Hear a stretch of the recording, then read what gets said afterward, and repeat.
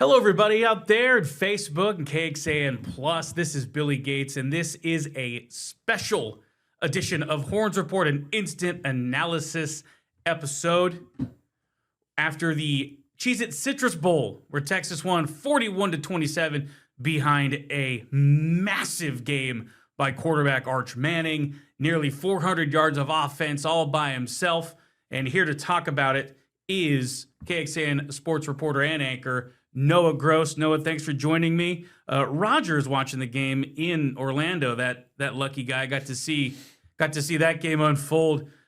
Just kind of give me your thoughts here, Noah. I'm obviously the story is Arch Manning, his best game in a Texas uniform. Kind of feels like we say that every week now, but incredible game by Arch Manning. Yeah, Arch, and then a lot of the other guys who we were kind of looking at as, okay, this position group had a lot of guys transfer out. Is this guy going to step up? And some guys certainly did. I mean, linebacker, for example, Anthony Hill out, Leon Galafau out, Ty Anthony Smith. He had both those INTs, correct? I'm not missing that. Ty Anthony Smith had 2 picks, yes. Ty Anthony Smith had 2 interceptions. Wardell Mack, who's had a bit of a tumultuous year, stepped up and had an interception late. In the running back room, Trey Wisner out, CJ Baxter out. Christian Clark looked good. He had some big playability, but he was kind of that bruiser that you expect with him. And he had a score as well. So I thought those two guys, mainly Anthony Smith and Christian Clark, stepped up. The running back room will be interesting to see if they add. I know they'll add, but how much? Do you add Jaden Baugh? What does that look like? Because Clark looked very good today against Michigan. But overall, Sark talked post-game, and I'll listen to more of it, but his opening statement was like, man, this left me very encouraged about the 2026 team. The way everybody stepped up, the culture, like that nothing was fractured. And it seemed like they were really playing their best football late in the year. Yeah, no, it certainly showed, especially, with all the opt-outs on both sides of the ball, too. Yeah. And we'll go over that here in a second. Just some numbers for you. For Arch Manning, 21 of 34 passing, 221 yards, 2 touchdowns. Those aren't really like the best passing numbers. However, you factor in his 155 rushing yards on 9 carries and 2 touchdowns, including a 60-yard dash untouched up the middle of the Wolverines defense there in the fourth quarter to just provide the dagger into Michigan's chest there in the fourth quarter. Texas outscores Michigan. Looks like it's 24-10 there in the second half. You mentioned Christian Clark, 20 carries, 105 yards, a touchdown. Khalil Lockett catches a touchdown. It was a fourth quarter 30-yarder from Manning, where Manning just put it in the perfect spot for Khalil, and he scores his first touchdown of the season. That was his 5th catch of the year, and he gets his opportunities, like we've been saying, with the opt-outs. DeAndre Moore is out, and Ryan Wingo and Emmett Mosley both got kind of dinged up during the game. So Khalil Lockett, another freshman who stepped up and took advantage of his opportunity. I want to go back to Christian Clark, Noah. He was gashing Michigan all game long, and he, like Lockett, got his opportunity, made the most of it. Yeah, that's what I was saying. Clark was outstanding today against Michigan. He kind of showed both, some speed, some power. And he kind of showed flashes of that, namely against San Jose State this year. But, that competition isn't the same as what Texas wants to face in big games. Right. So I think this was a good little litmus test for him. I do think they're going to bring in another running back. But with pretty much everybody else in that room leaving, Ricky Stewart, Wisner, Baxter as well, like even if they bring somebody else in, he's going to get some And run. then Jared Gibson earlier in the year. Yeah, so I think regardless of who they bring in, Clark will get some good run next year, and I think he showcased that. He absolutely should, but with this just performance alone. I know Michigan was out 3 of their defensive starters due to opt-outs, but that wasn't nearly as bad off as Texas was. Texas, their linebackers were pretty much depleted. Running backs were depleted, but Christian Clark came in and just saved the day from that standpoint. You mentioned Ty Anthony Smith. He had 2 interceptions. He led the team with 9 tackles, 8 of them solo. For a linebacker to have 8 solo tackles, that's getting around the field. That is quite the performance. Cade Phillips, 8 tackles, all of them were solo. Jelani McDonald, 7 tackles. So, this performance for Texas was tremendous. I know I kind of sound like a a homer here, hyping up Texas so much after they didn't make it to the college football playoff. Maybe they should have. I mean, that's up for debate. That's a different discussion for a different day. But just talking about this game, the Cheez-It Citrus Bowl gives them their 34th bowl win, or 34th postseason win, 33rd bowl win if you don't want to count the CFP first round. Anyway, that's semantics. But it gives them their 10th win for the third consecutive year. Noah, that hasn't happened since 2007, 2008, 2009. The talk about winning this 10th game kind of carried these press conferences leading up to the game when you're talking with Steve Sarkisian, talking with other players. People want to say that these bowl games are meaningless. Well, it certainly didn't seem like that for the Longhorns today. Yeah, what Sark said before and after definitely, I think, valued that perspective. It was very important for Texas to get some of these young guys on the field in these extra practices. I mean, think about the turnover this team is going to have in so many position groups: linebackers, running backs, wide receiver, just to name a few. I mean, offensive line, we'll see what happens there. A lot of the guys are going to be playing next year might not be here yet. We'll see how they attack that in the portal. The defensive back room as well, like Wardell Mack, Warren Roberson, Grayson Littleton was a big performer this year, but got a lot of run late.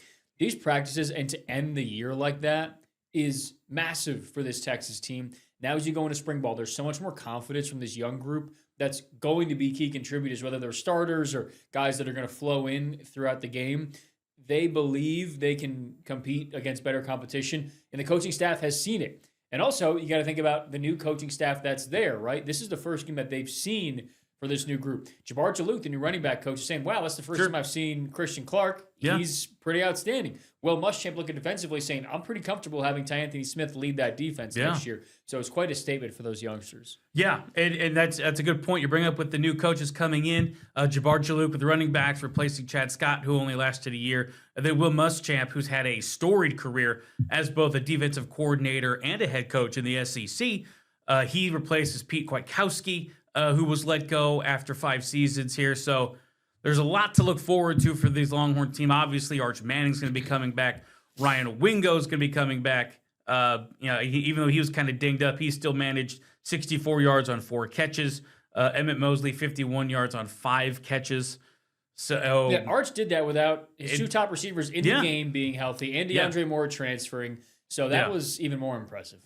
Yeah, and he was dinged up too. He was like he went to the sideline after a drive, and on the broadcast they're talking about how he had like this sort of turf burn, sort of like abrasion type thing on his hip, which hurts. It stings if you don't get some of that protective kind of ointment on it, some Vaseline or whatever to not keep it from sticking to your gear. But immediately after he got to the sideline, he was kind of hobbled, got some treatment presumably, and then came back on the field and immediately ripped off that 60-yarder on that option keeper when nobody touched him. And it looked like he was kind of hobbling that last 5 yards or so. But man, he got in the end zone, and that was 155 yards. That was the most rushing yards for a Texas quarterback in a game since 2009. So when you think of a Manning, you don't really think of mobile quarterbacks unless it's Archibald here. Yeah, I would say I'm tired of people saying he's sneaky fast. Right. Because it's pretty clear if you've watched him before, the dude can move. He was hobbled today and rattled off 2 long touchdown runs, 160 yards. It was a big hole, but I'm not scoring on that. You're not scoring on that. No. A lot of other quarterbacks aren't. Quinn Ewers not scoring on that. No. So yeah, he can move, and that's such a big part of his game. It'll be interesting next year how they utilize that. You obviously want to keep him healthy. He's the unquestioned guy and going to be one of the favorites to win the Heisman. But he's not how good he can be if he's not running like that. So you kind of have to strike that balance. Yeah, so it's going to be no football for a while now, Longhorns fans. Billy, I know. But hey, we've got a women's basketball team that's pretty good. We'll see how the men's team does there in SEC play. They both begin conference play here in a couple of days.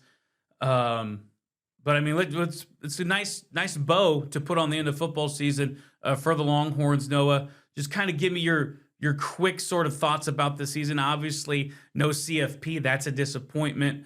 But getting to 10 wins, that's a nice feather in the cap, especially for Sarkisian. who kind of seems like after every loss is put on some kind of hot seat by some fans, but that's also a different discussion for a different day. But no, just kind of give me your kind of quick thoughts on the season for this football team. Yeah, I think obviously it can go in a couple different directions.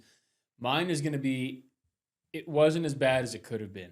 We were talking about this on Texas Game Day, our pregame show today with, Texas X's Alex Okafor and Jeremy Hills. And Jeremy was talking about the goal line stand against Kentucky in overtime to win that game. Think about that was a game Texas probably should not have won, maybe, especially late. Think about if Texas loses that game, right? They just got the embarrassing loss to Florida right before that. They lose to Kentucky. I believe they'd be 0-2 in SEC play.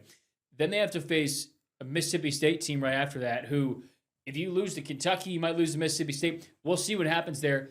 It's just, things could have spiraled for this Texas team. And for them to beat, I think Sark just said this on radio, beat OU, beat A&M, beat Arkansas, beat Michigan is pretty incredible for how bad things looked for much of the season. And they're going to finish as a top 15 team. Hats off to them for how they kept things together because it looked really bad for a while. Yep. Texas finished this as, excuse me. Woo, let's try that again. You got it. Texas finishes the season 10-3. Michigan is 9-4. And for defensive lineman Hero Kanu, who's been playing for Ohio State for the past 3 seasons, before transferring to Texas, he finally beats Michigan. Hey, congrats, buddy. First of all, he was talking some smack to Bryce Underwood throughout that game. Oh, sure. I think he's still got some Buckeye in him. I think he does too. That's good. Whatever motivates you, right? Yeah. All right, so we'll end this instant analysis here. Texas wins the Cheez-It Citrus Bowl over the Michigan Wolverines 41-27. And for Noah Gross, I'm Billy Gates. Thank you so much for watching. Happy New Year. Happy New Year, and we'll talk to you again very soon. Next year.